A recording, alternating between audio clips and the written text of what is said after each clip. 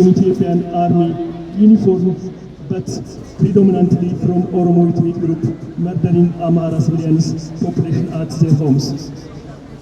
The Ethiopian armed force used a house-to-house search in villages, towns, and cities over the Amhara region. Airstrikes are unprecedented and take place any time of the day and night. Amhara is a horrifying situation. Amhara is in a horrifying situation. Young men and women left homes, hiding in the bushes to escape murder. The Ethiopian National Defense Force possesses an unlimited right over Amhara people to ethnically humiliate, torture, search house to house, confiscate cash and valuable properties, arrest, rape, send to prisons, shoot and kill, and so on. Thousands of young men and women are missing as taken by the army using military vehicles from their homes. No knows. Prisons and authorities are acceptable to ask and look for the missing.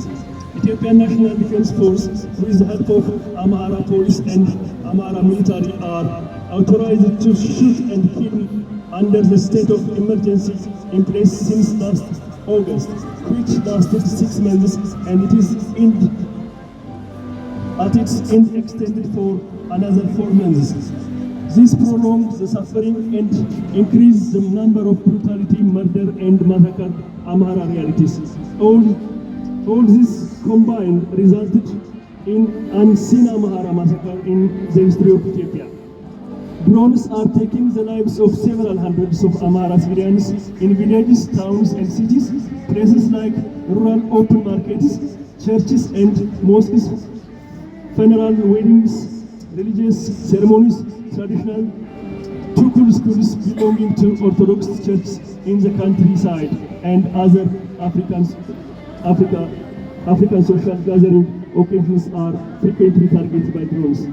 The Abiy government forces are occupying schools, colleges, local government offices, private residences, universities, even hospitals, displacing occupants, bombing churches, mosques, residential areas, factories, industries, crop harvests, and agricultural fields, burning haze, animal feed stores, confiscating values from poor Amhara farmers, and sometimes killing domestic animals is a day-to-day activity of the armed force. This combined with the shortage of rain, displacement of the rural working forces, insecurity to move from place to place, and unsafety to work on the farmlands has led to food insecurity and starvation.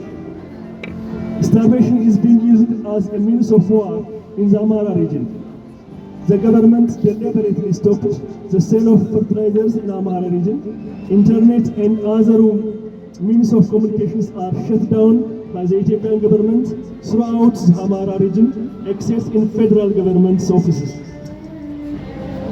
Downing internet and satellite telephone connections precludes the gathering of information and evidences about the level of crime committed by Abiy Ahmed Ali's government. That makes what we know today only the tip of the iceberg. For sure, the truth will resurface sometimes in the future. All Amhara individuals going into and coming out of the Amhara region are subject to search of their mobile phones and laptop by Oromo and federal security forces. Hostage taking and ransoms are frequently paid for Amhara on every move in their home security, in their home country. When ransoms are not paid, killings are common following hostage drama by the Oromo Liberation Army in daylight with the support of Oromo Ethiopian Army members. Amhara not allowed to enter the capital Addis Ababa since last August.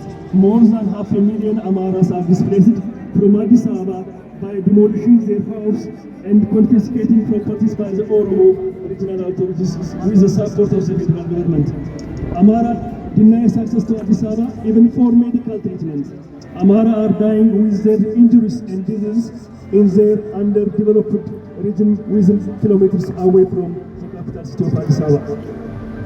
The federal government has stopped employing Amhara since a year, claiming a budget shortage.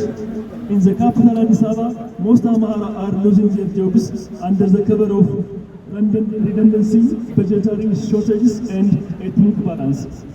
The objective is to achieve a demographic change in Addis Ababa in favor of the Oromo. Some international bodies recently voiced about what is going on in the Amhara region with the scanty information and evidence available.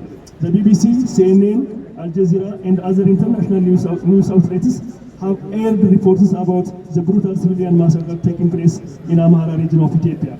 The UN Secretary Council, the Swedish Parliament, the EU Parliament, the US Senate Foreign Hearing Committee, Amnesty International, Human Rights Watch, the Ethiopian Human Rights Commission, and many other international bodies have voiced serious concerns in terms of human rights violations, atrocities, massacre, war crimes equivalent to Amhara Genocide. Repeating those reports and reading would be time-consuming.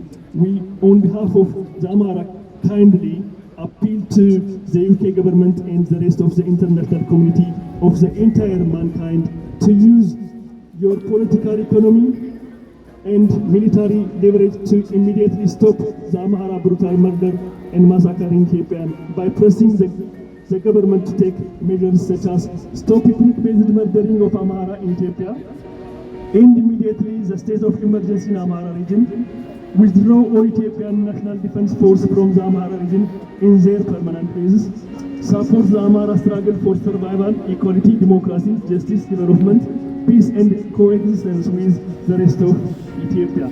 I thank you all. Thank you very much again. እናመሰግናለን።